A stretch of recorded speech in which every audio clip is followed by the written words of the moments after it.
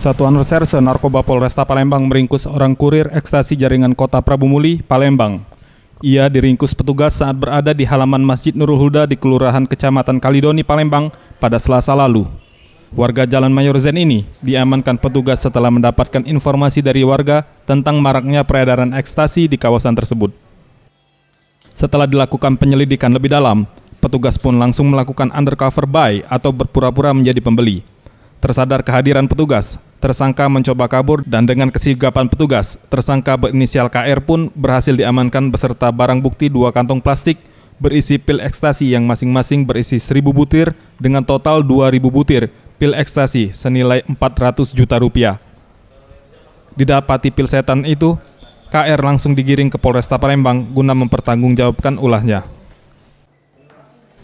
Kompol Ahmad Akbar selaku Kasat Narkoba Polresta Palembang mengatakan, setelah hampir seminggu pihaknya berhasil menangkap beserta barang bukti.